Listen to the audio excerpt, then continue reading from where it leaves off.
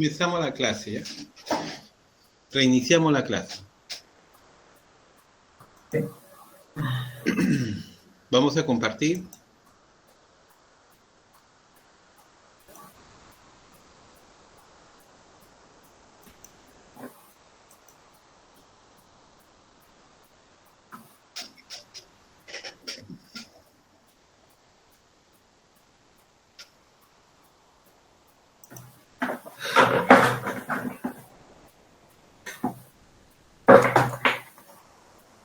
Ya, habíamos visto qué instituciones culturales, y la primera que vamos a encontrar como institución cultural en el país va a ser una institución, el primer decreto que se crea José de San Martín, antes de formar el Congreso, antes de la constitución política, antes de formar su ministerio, lo primero que crea, de acuerdo al pensamiento ilustrado, que las artes y las ciencias estén al servicio del pueblo, crea una institución que él cree que de inmediato va a dar las luces al poblador peruano. Y crea uno de los repositorios más prestigiosos a nivel latinoamericano. ¿Qué vendría a ser? ¿Alguien está abierto su micro, por favor? Apaguen todos sus micros. Ya, muy bien.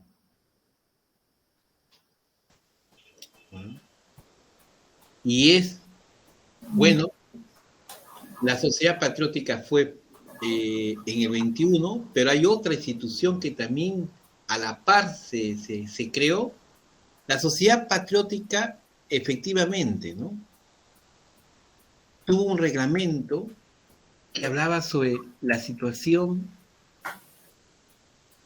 Está interfiriendo, jóvenes, apaguen su micro. A ver, voy a ver quién es el que está su... Wilma, ya apagó, pues, creo. ¿Ya apagaste? Sí. Ya. Ahora sí.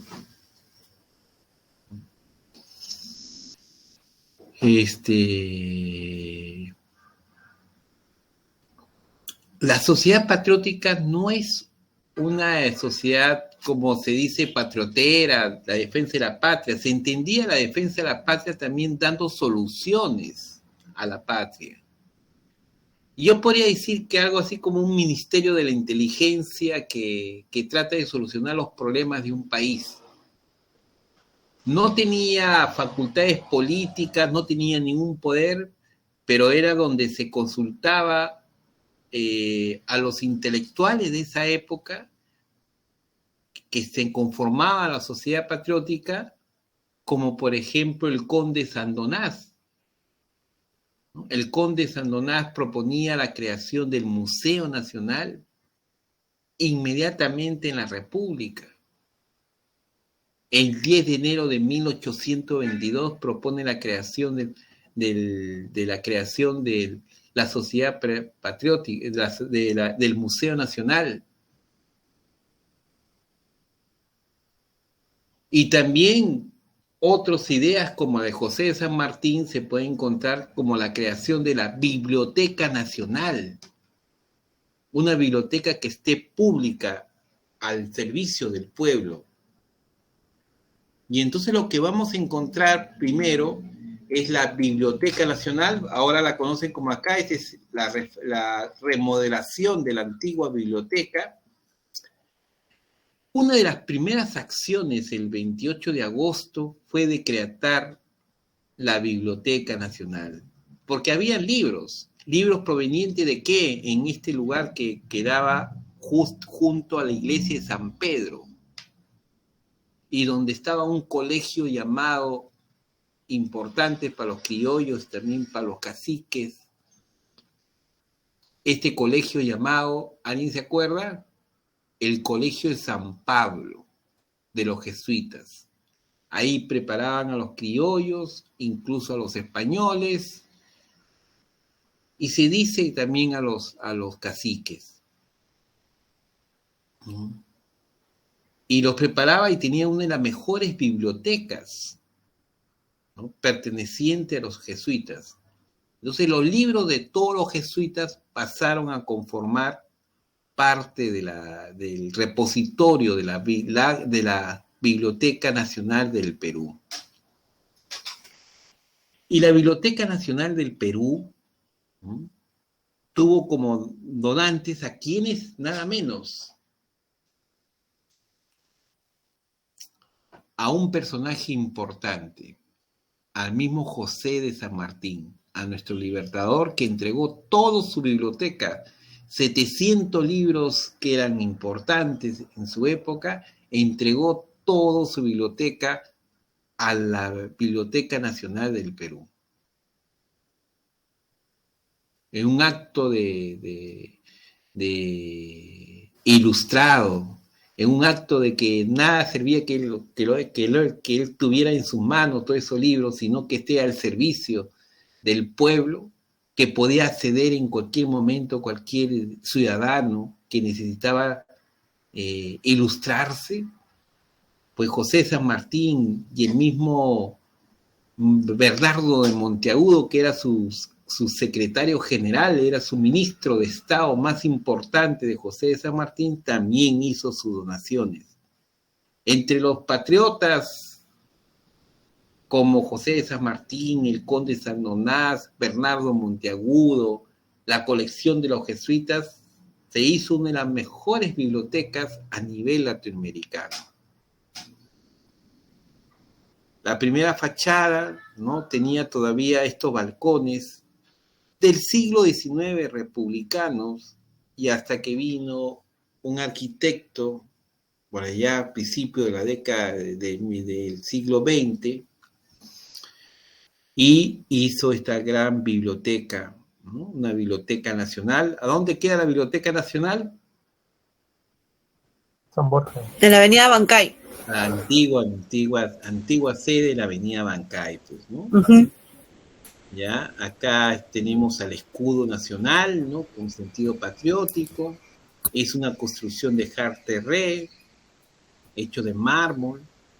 Entonces la biblioteca pública, el sentido público no existía en la época de la soberanía.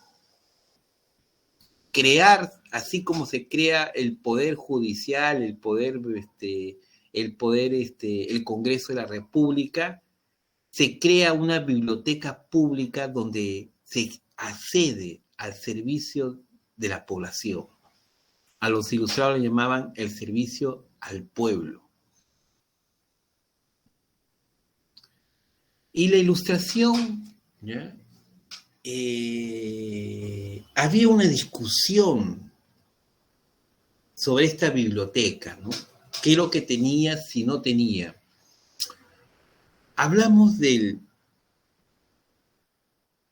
esta biblioteca, ¿ya?, hay algunos que dicen que se formó el Museo Nacional dentro de la biblioteca, pero desapareció. Por ejemplo, algunos, como Fernando Ayón, dice que el Museo Nacional nunca se concretó porque nunca se hizo realidad en el espacio donde estaba la Biblioteca Nacional.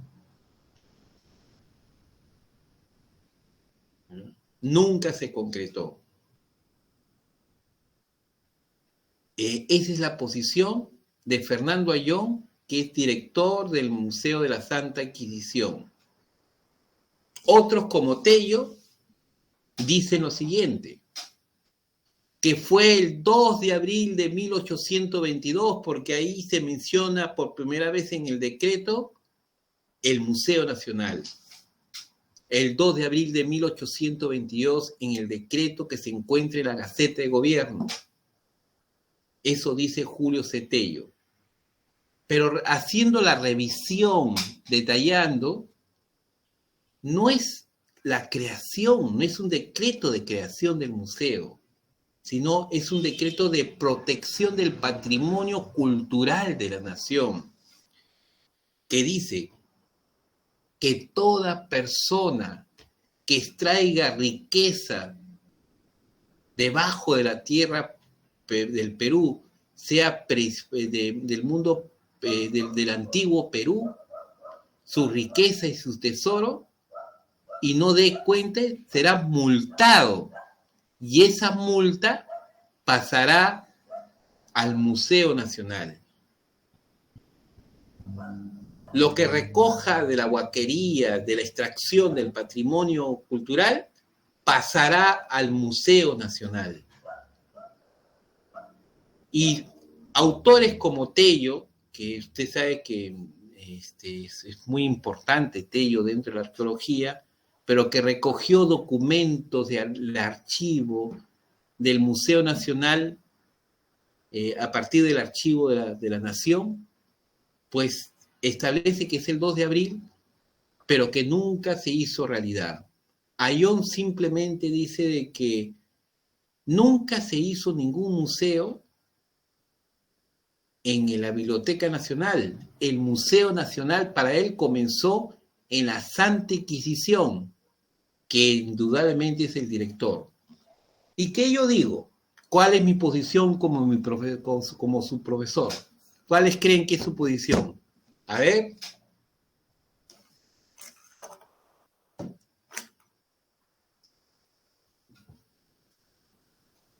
La posición de su profesor, quien les habla, es que efectivamente funcionó el Museo Nacional dentro de la Biblioteca Nacional. ¿Y en qué cosa se basa el profesor para decir que la biblioteca estuvo junto con el museo? ¿En qué se basa? A ver, vamos a ver. Se basa en lo siguiente. Primero, un investigador comienza a ver la ideología de su momento, el pensamiento ideológico. ¿Y el pensamiento ideológico cuál era?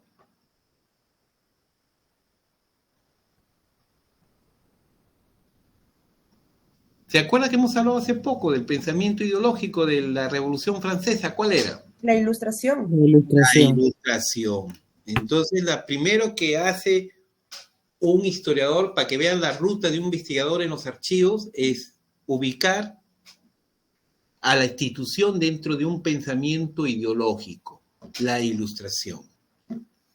¿Ya?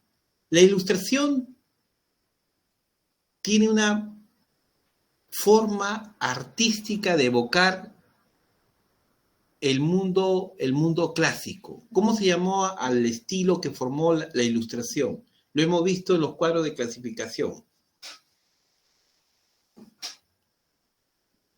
La ilustración, ¿qué tipo de arte creó?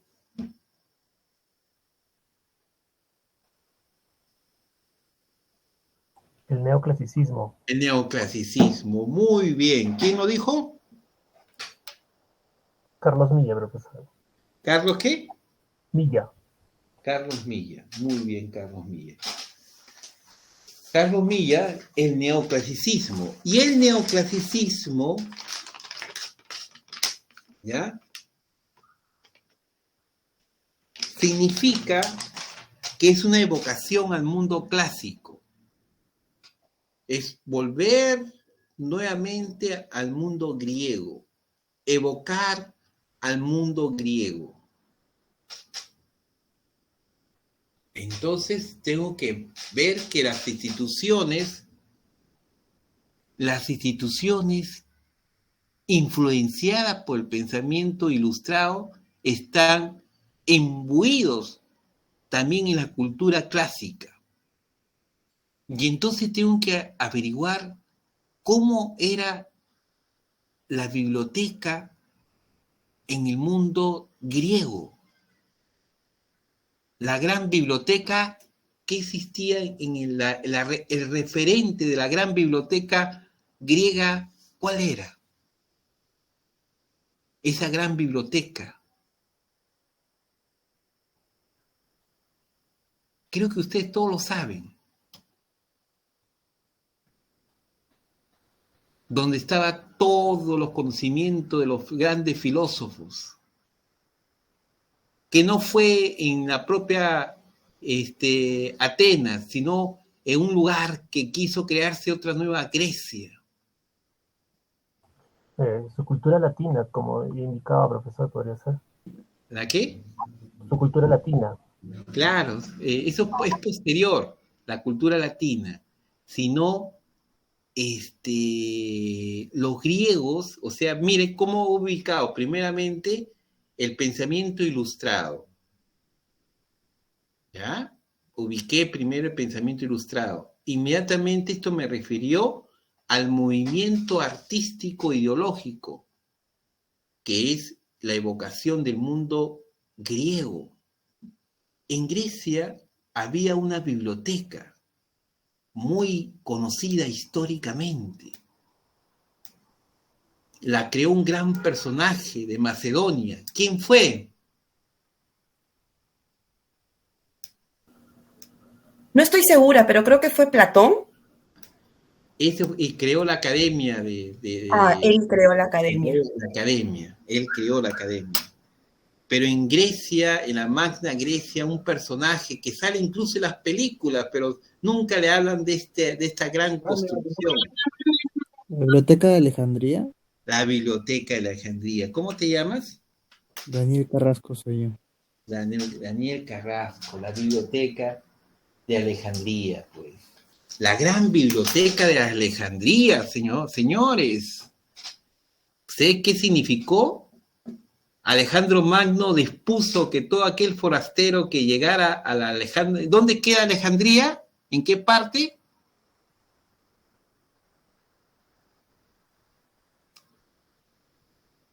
Egipto, profesor. Egipto, muy bien. Él quiso volver un nuevo Egipto, una nueva Grecia en todo Egipto, pero respetando a la cultura egipcia. Es una maravilla. Porque mientras todos en la guerra hacían vandalismo, saqueo, él dijo, respeten toda esta belleza cultural. Porque aparte de ser guerrero, se había formado con Aristóteles. Aristóteles enseñó a él que enseñar la belleza nos vuelve tolerantes. Y al volvernos tolerantes, evitamos las guerras entre los pueblos. Y es más, fue uno de los más... El espacio lo dirigió, la última que dirigió fue una gran mujer. Una mujer que deben tenerlo en cuenta todas las mujeres, antes de hablar...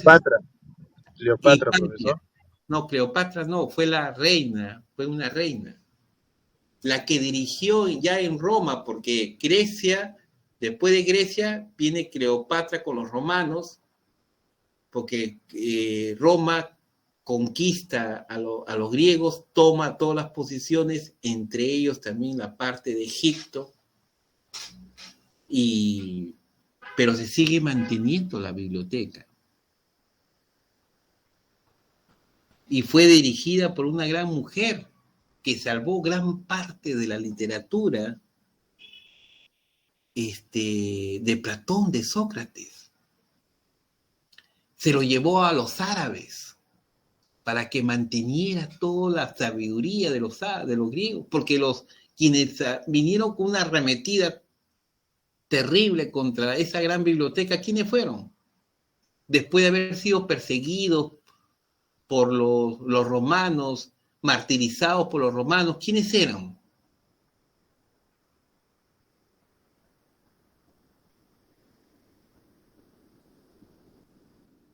¿Quiénes destruyeron la biblioteca de Alejandría?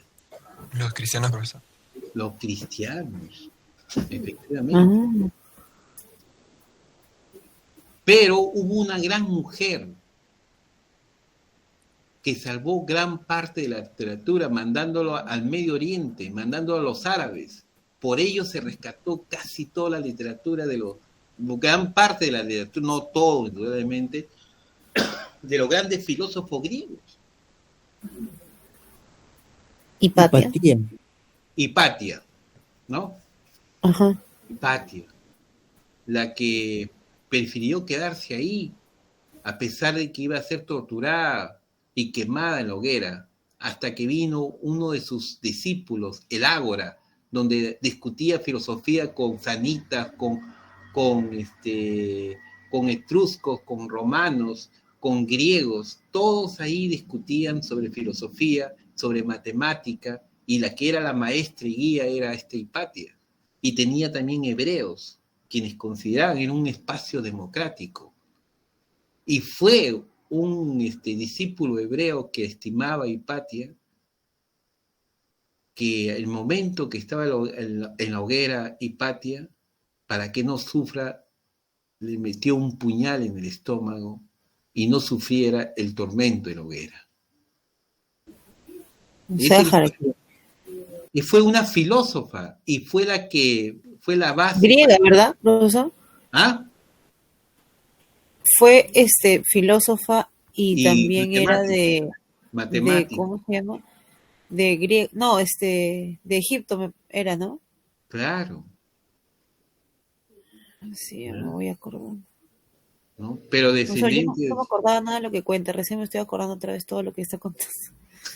¿Ya? Esa gran mujer. Lo que quiero saber es que uno comienza a rebuscar, o sea, a relacionar. Cuando yo les he puesto estos pensamientos, no crean que los archivos sean una cosa así, un papel nada más, pues. Los archivos expresan ideas, pensamientos de una época. Y entonces yo comienzo a contextualizar cómo era la biblioteca de Alejandría. Y al estudiar la biblioteca de Alejandría, me di cuenta que existía un espacio anexo a la biblioteca. Y ese espacio anexo de la biblioteca se llamaba Museión, el templo de las musas.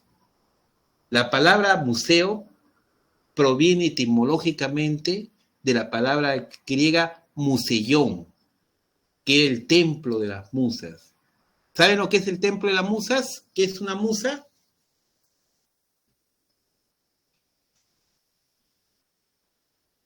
A ver, ¿quién se acuerda quién es una musa? Si a alguna chica yo le digo, usted es una musa es una por doncella. decir, una mujer que crea inspiración para algo. Claro, para inspiración al arte, ¿ya? Inspira la poesía, la escultura, la pintura, todo tipo de técnica inspira a la belleza. Son las diosas inspiradoras, y las ofrendas era entregar un objeto de arte. Y todo aquel forastero que ingresara a ese museyón tenía que dejar un objeto bello de su civilización. Ese era el pasaporte, ese era el impuesto que tenía que recibir. Viendo y conociendo a otras culturas. Alejandro Magno es bien interesante. Conocer a Alejandro Magno, era un hombre, no solamente pensaba en trasplantarse Grecia, en mezclar genéticamente Grecia con Egipto. Él mismo decía a sus generales obligados a tener hijos egipcios y que la sangre griega estuviera en toda la sangre de los egipcios, en mezclarse su cultura, en mantener el idioma jeroglífico, el demótico, también egipcio, y el griego, en una mezcla de lo griego y demótico, y por eso se descifró, el Champollion pudo descifrar los jeroglíficos egipcios al encontrar esta piedra Rosetta. ¿Te acuerdas? Era un hombre abierto y tenía dentro de su biblioteca un museyón, un anexo. Era no solamente biblioteca, era biblioteca y museyón. Y entonces, con esa idea, comencé a buscar, con ese pensamiento, comencé a preguntar si ese modelo, ese binomio, biblioteca y museo, y este pensamiento ilustrado, ¿No será que la biblioteca y museos se fundaron juntos? Y comencé a investigar. Primero, en la Gaceta de Gobierno. Y lo que primero que encontré en ese periodo, un dato importantísimo. ¿Sabían que después del 21, en el 23, muchos españoles hicieron entrada hacia Lima, hicieron vandalismo sobre Lima? Hicieron vandalismo y saqueo una parte de la Biblioteca Nacional. Pudo ser repelido en algo, no fue un gran desastre, por decir, pero intentaron entrar a la Biblioteca Nacional. Ahí está el 13 de junio de 1823. Pero lo interesante era leer estos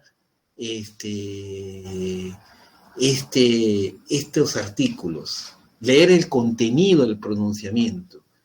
Y adivinen qué decía. Decía, ¿Qué decía, profesor? la biblioteca y el museo alejandrino, decía.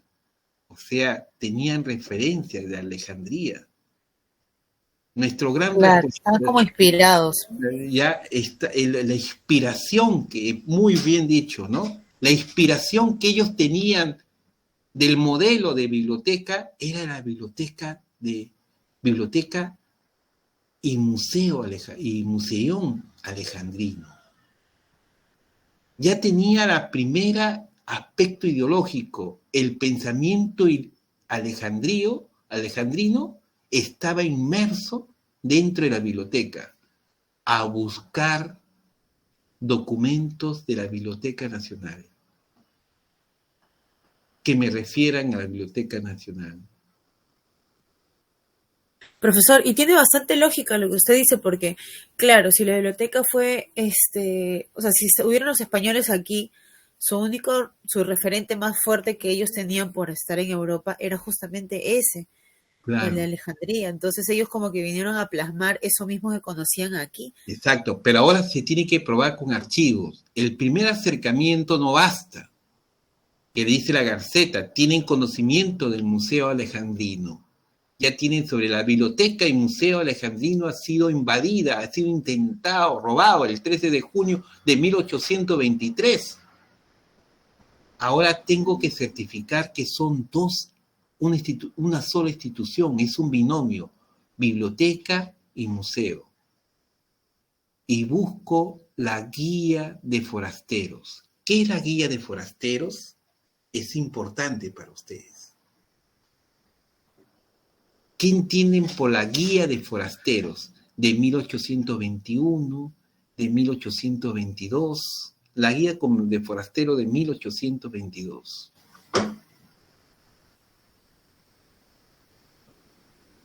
Comencé a buscar las guías. Y las guías, ¿sabes qué son, estimados? Es el curso que ustedes van a llevar, que están llevando Historia de las Instituciones. La guía no es como ahora entienden una guía de mapas. No, no es eso. Adivinen de qué guía es.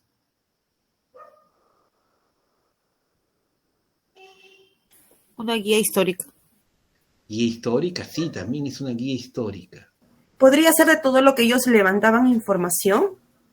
También lo que levantan. Todo lo que ellos veían, todo lo que observaban. Y también la guía de forastero es una guía de instituciones públicas del Estado. O sea, las instituciones que se iban formando las iban plasmando ahí. Exacto. En ese documento. Muy bien. ¿Ya? ¿Cómo te llamas? ¿Es de las páginas? Sí, creo, ¿no? ¿No? ¿Cómo, profesor?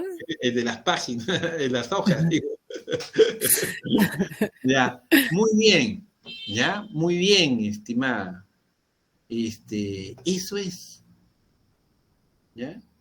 Hice la institución y busqué. La primera fue una frustración porque decía biblioteca sola, en abril. Pero no el investigador no para de buscar y revisar.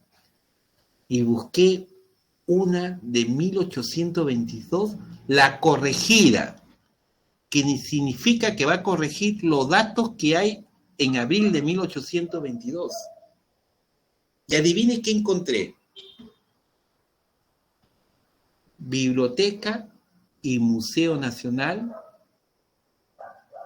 fundado el 28 de agosto de 1821. O sea, el modelo alejandrino se hacía realidad. Ya tenía el dato, pero joven, no basta esto, no basta encontrar con estos, si funciona o no funciona este museo, si se fue realidad, tal vez fue algo retórico. ¿Qué tenía que hacer? A ver, ustedes se imaginan. Ya encontré su fuente ideológica, su inspiración, modelo alejandrino, ya pude certificar que efectivamente el modelo alejandrino de biblioteca y museo lo conocían en el siglo XIX, ya pude conocer que estaba en la guía de forasteros, acuérdense, la guía de forasteros de 1822, hay del 23, 24, 25, 26, hasta el 40 y tanto, o sea, la guía de forasteros, pueden ver todas las instituciones poco a poco, cómo se crean, y adivina qué me faltaba investigar en los archivos.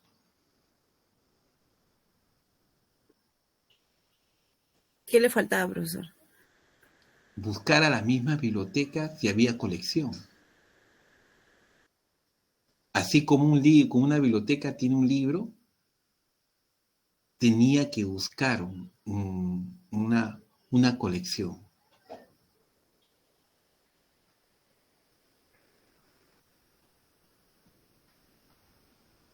Y vaya a buscar, pues.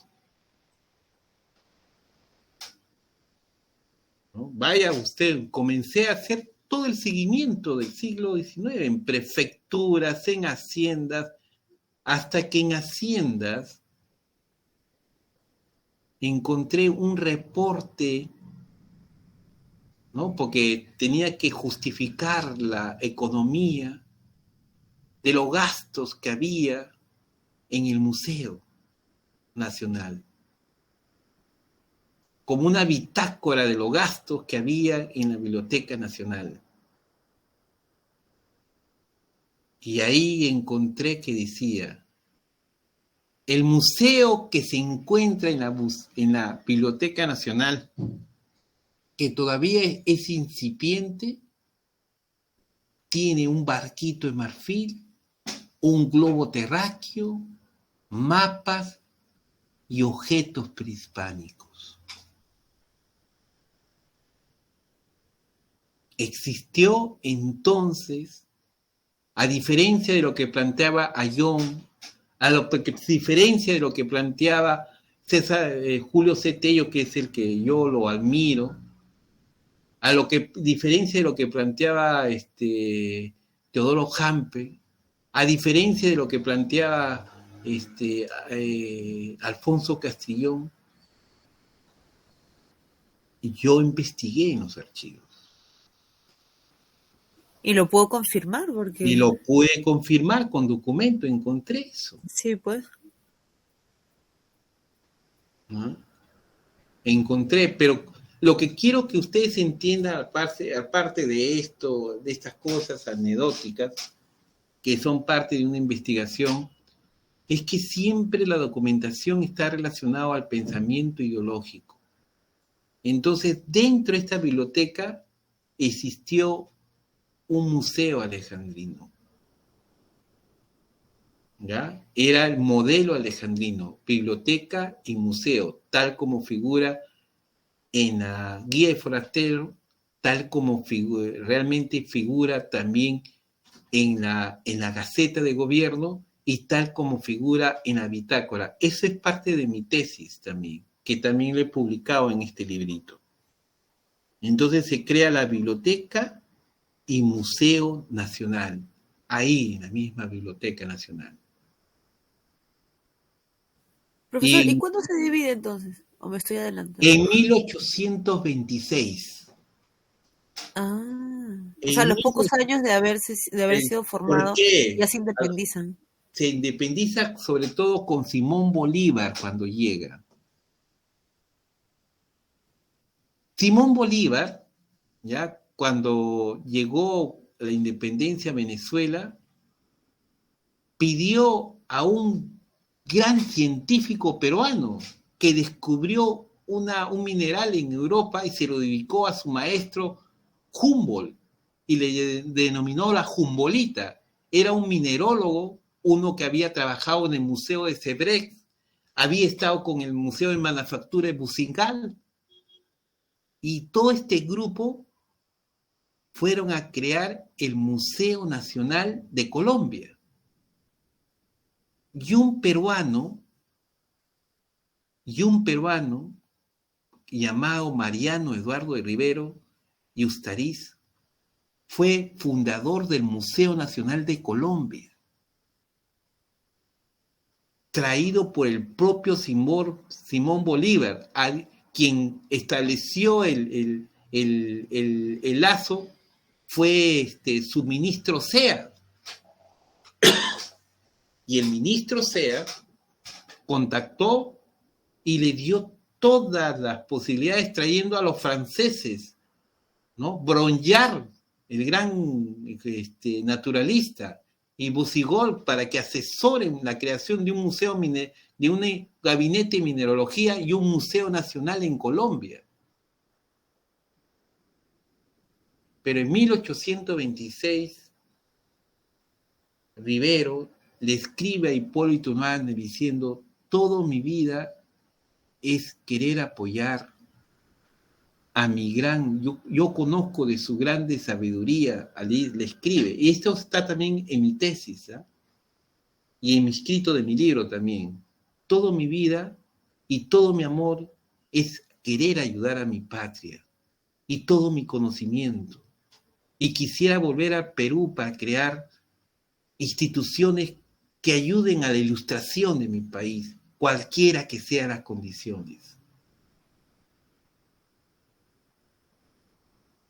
Y Hipólito Unanue hace las gestiones para que Simón Bolívar libere del compromiso y del contrato de estar en Colombia.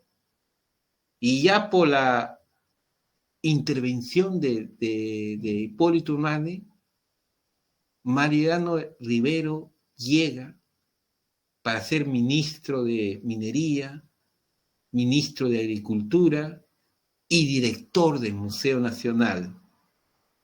Y ya ahí comienza a independizarse en la misma biblioteca, pide los salones altos de la Biblioteca Nacional. Y eso sí lo he encontrado en los archivos también de la Nación. En expedientes particulares lo he encontrado. Que incluso el Museo Nacional Independiente que lo tenía Rivero estaba en la Biblioteca Nacional. Y no como propone Fernando Ayón, que ha escrito constantemente, que dice que no hubo nada ahí, y que Mariano de Rivero fue a la Santa Inquisición. Fue después, en el año 29,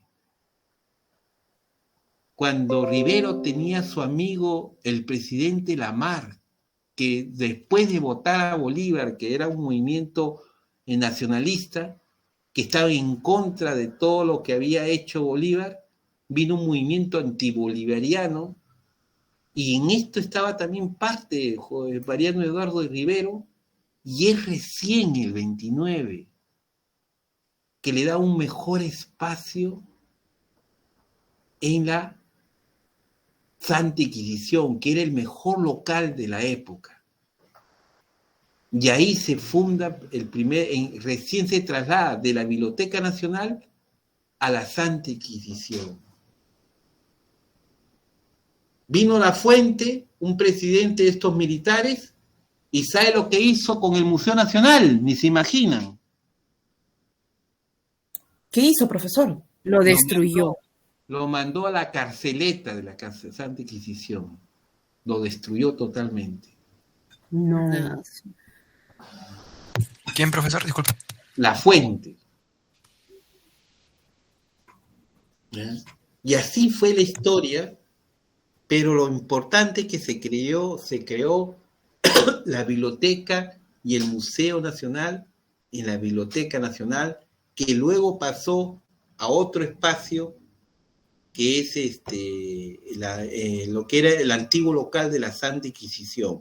Pero lo fundamental es que se crea en este periodo una institución con un modelo alejandrino, que significa Museo y Biblioteca Nacional. ¿Se comprendió, jóvenes, o un poco complicado? ¿Sí? Sí se entendió, profesor. Se entendió. Profesor.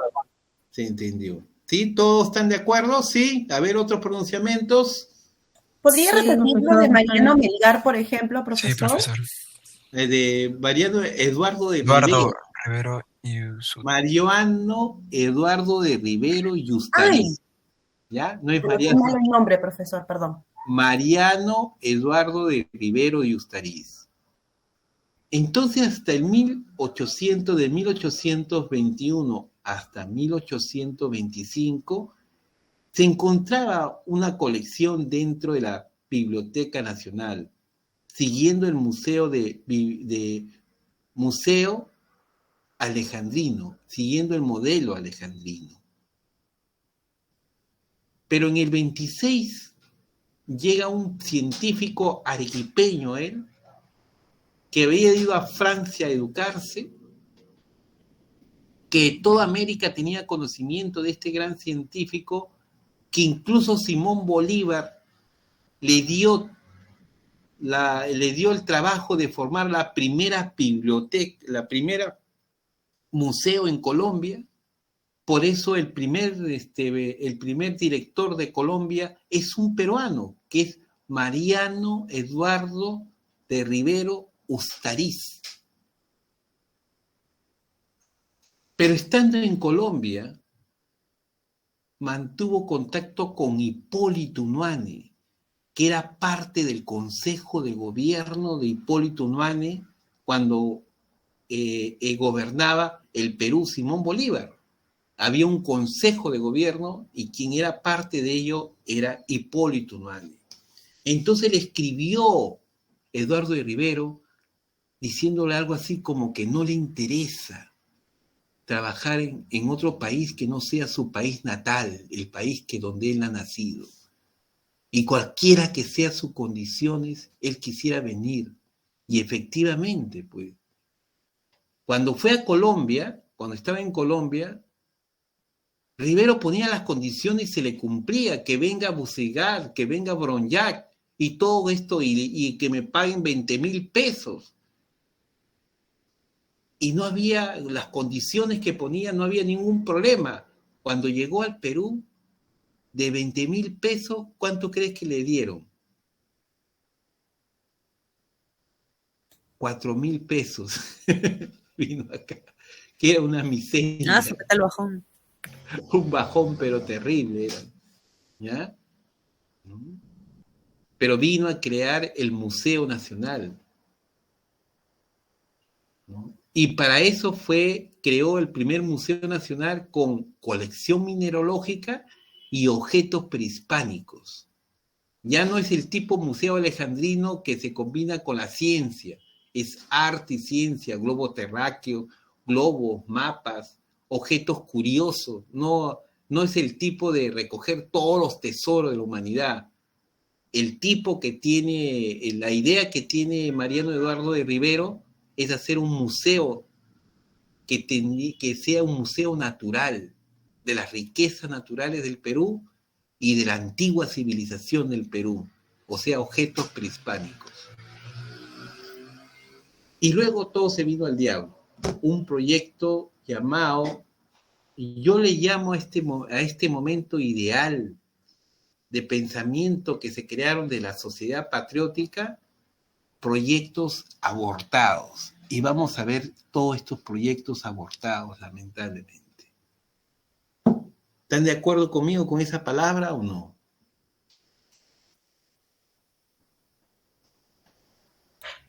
Sí. Sí, profesor. Sí, profe. Vamos a ver otra institución. Museo de la Pintura. El Museo de la Pintura, que es totalmente desconocida, ¿cómo lo conseguí? Porque nadie habla de este Museo de la Pintura. Solamente Pablo Macera. No sé si han escuchado de Pablo Macera, ¿no? Y el Museo de la Pintura está dicho en la Gaceta de Gobierno.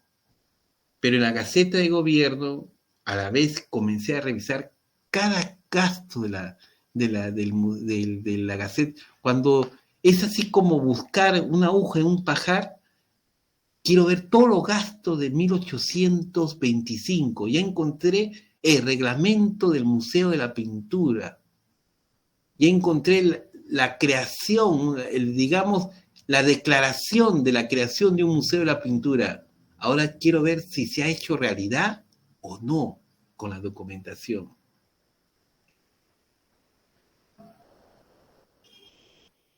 Y lo que pude encontrar en los gastos que hace el Estado para hacer retrato es contratar a Cortés, un pintor importante dentro del siglo XIX, y contratar a Del Pozo para hacer retratos en el año 1825. Y quien iba a hacer una pinacoteca, según este reglamento, de cuadros de los mejores próceres de la independencia y los más grandes representantes de la República, era en el Museo de la Pintura. ¿Y dónde iba a estar ubicado? En la Santa Inquisición. Esta es la actual Santa Inquisición que ustedes Sí, eso le iba a preguntar. Es la Santa Inquisición. ¿Que se queda dónde? A ver, ¿qué parte queda? Al costado del Congreso. Al costado del Congreso, ¿ya? Pero también un proyecto abortado. Salió José de San Martín y eliminaron el Museo de la Pintura. Porque la idea era que estaban mitificando a todos sus próceres de Simón Bolívar. Y el movimiento nacionalista hizo desaparecer todo cuadro que representara los aliados de Simón Bolívar. Y ese dato sí lo encontré en Macera. Mire, ya tenemos biblioteca y museo creado. Tenemos Sociedad Patriótica, una institución cultural. Tenemos biblioteca y museo, 2 instituciones. Y tenemos ahora Museo de la Pintura, ¿ya? El Museo de la Pintura, que es para idealizar y mitificar al héroe nacional. Ya vamos 3 instituciones. ¿Crees que puede haber una 4ª institución? Sí, profesor, deben haber más. Deben haber más. Sí, las hay. Veamos poco a poco. ¿Están apuntando jóvenes o no? ¿Sí? Sí, profesor. Sí, profesor. Sí, profesor. ¿Ah? Y después tenemos el Ateneo Cultural de Lima, de 1826. El Ateneo Cultural es un grupo literario para crear poesía y conocer a los grandes clásicos. Y tenía un órgano de difusión que se llamaba el Ateneo. La institución cultural se llamaba Ateneo Cultural de Lima, de 1822, ubicado también en un espacio de la Biblioteca Nacional. ¿Ya? Eso era fundamentalmente el Ateneo Cultural. Y luego tenemos también que dentro de la Biblioteca Nacional existía la Academia de Dibujo y Pintura. El primer fundador fue Javier Cortés, pintor colonial que abrazó también la causa libertadora y se formó un primer academia, aunque no era una academia de bellas artes como era en Francia con la magnitud, apenas un pequeño taller.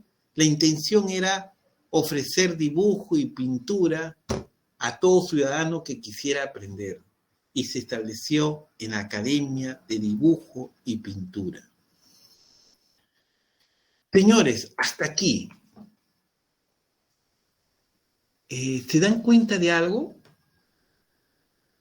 ¿Se dan cuenta de la biblioteca y musillón? ¿Se dan cuenta de la presencia del Museo de la Pintura? ¿Se dan cuenta que el Ateneo Cultural, la Academia de Dibujo y Pintura, la biblioteca y museo, ¿dónde estaban? ¿Dónde se ubicaban? En la biblioteca. En la Biblioteca Nacional. Y esa pregunta me dice, ¿quién tuvo la idea de convertir en un gran centro cultural lo que era la biblioteca, donde existía la Academia de Dibujo y Pintura, donde existía la biblioteca y el museo? Faltó uno, señores, faltó uno. Me ha faltado una institución. Hoy no lo puse.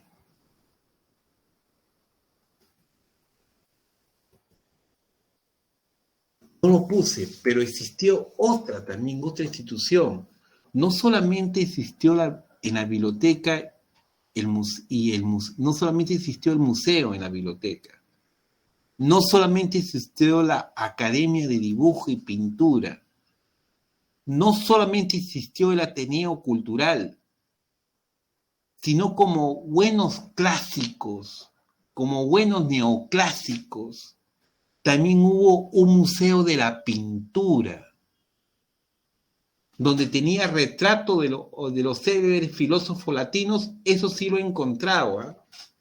Eso sí lo encontré en los archivos, y lo encontré en los notarios. Imagínate, en un listado de notarios. Ese sí fue un aporte de mi tesis. ¿No? Encontré un listado de filósofos, de libros filósofos. Algunos, como Teodoro Hamper, dice que eso no es un museo, sino es un espacio de una aula de latinidad. Señores, un museo se caracteriza por tener una colección, y la colección era especializada en autores latinos. Y también había retratos y esculturas de grandes filósofos griegos. También, indudablemente, en ese museo se enseñaba latín y se premiaba a las personas que tenían mejor latín. Lo dirigió José Pérez de Vargas.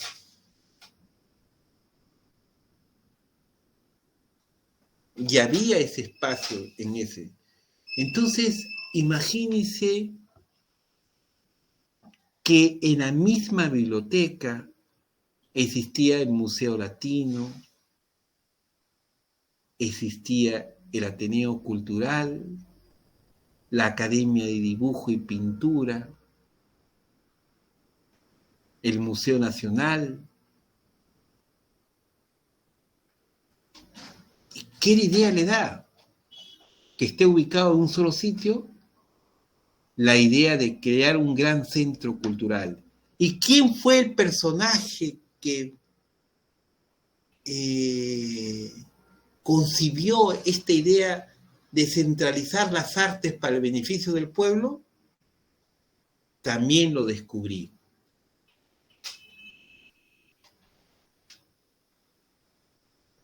Había un personaje que siempre estaba en la fundación de la Biblioteca Nacional, y fue un ministro de Estado más influyente de José de San Martín. Fue Bernardo de Monteagudo. ¿Ya? Deje que pase en el carro, que está haciendo una bullota, un carro, un camión.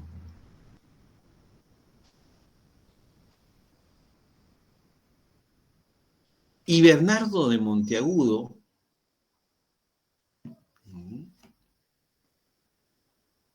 lo que hizo Bernardo Monteagudo,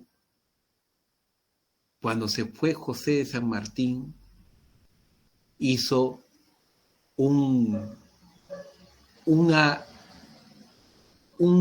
emitió un pronunciamiento que dijo: las obras administrativas durante 1821 a 1825.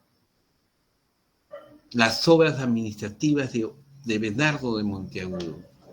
Y ahí él concibió la idea de centralizar para que las artes y las ciencias estuvieran así, crear instituciones soberanas que eduquen en el arte y en las ciencias al pueblo peruano. ¿Qué les parece esta idea? ¿No les parece bonita? Y todo esto se fue, como dicen coloquialmente, señores, ¿sabes cómo se fue? Al diablo, como lo dijo usted, profesor. Seamos más fuertes, ¿ya? Al carajo se fue.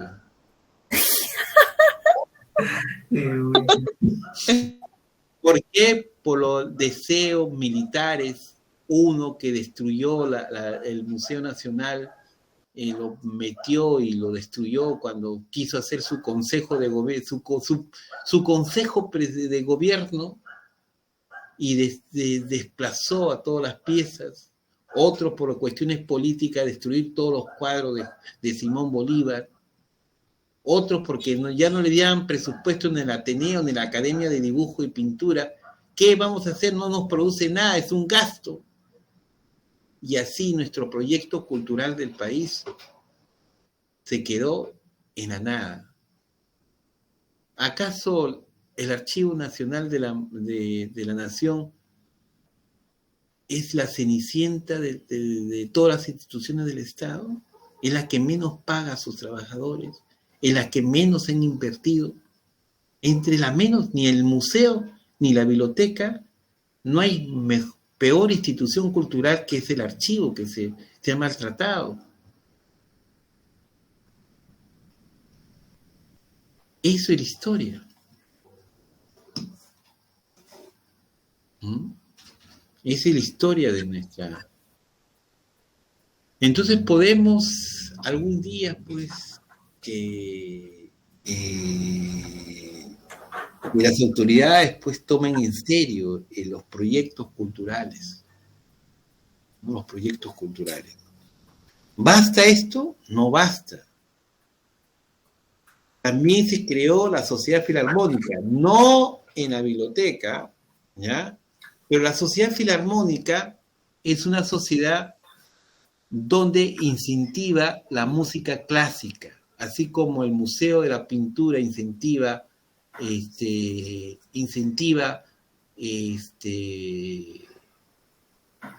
el mundo clásico.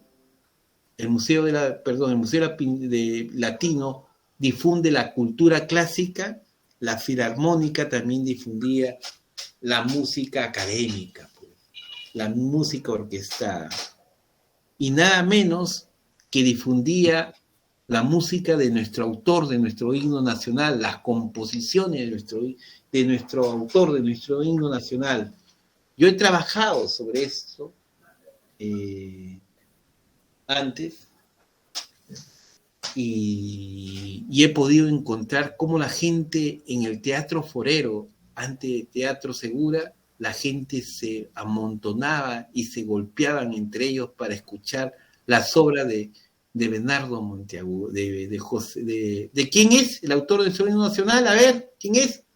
José Bernardo Alcedo. Muy bien, ¿ya?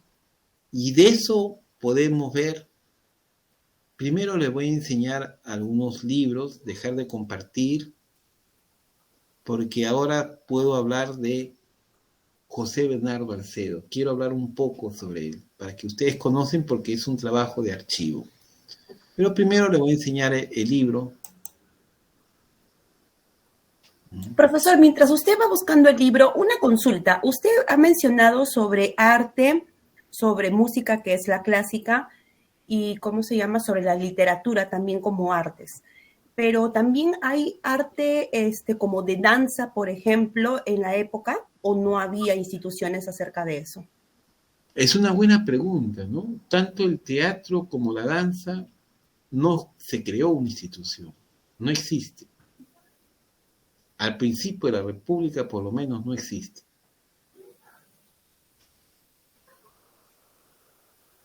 Tienes que entender que por la justa abrieron una biblioteca, no por incentivo de José de San Martín y Leonardo Monteagudo, por la justa se hizo un museo latino y poco a poco tal vez hubiera sido el proyecto de hacer una institución. Es más, yo encontré desde el Mercurio peruano que estaba Hipólito Unanue, donde había muchos azalopados patriotas que escribían con Celedón, Heliópolis y sobre todo, hablar de que una nueva sociedad ilustrada, ¿no?, debe considerar crear instituciones culturales para el país, como un teatro nacional y como un escuela de bellas artes. Ya en el finales del siglo XVIII, perdón, principio del siglo XIX, en el año 1818, he encontrado ahí, ¿ya?, la creación de instituciones culturales, o sea, de crear instituciones. Por eso creo que esto, por ejemplo, no lo van a ver en los libros de historia. Es una investigación que lamentablemente, mi libro tengo casi como un tomo, pero no tengo quien me publique. Si ustedes tienen lugares donde me publiquen, gustoso aceptaría, pero no tengo muchos contactos yo. Apenas he hecho una pequeña parte de mi investigación, y falta también la otra investigación de mi tesis para hablar sobre las instituciones culturales del país. No quiero hacerle... ¿Cómo se sienten ustedes? ¿Sí? ¿Se sienten bien? Voy a traer unos libritos, ¿ya?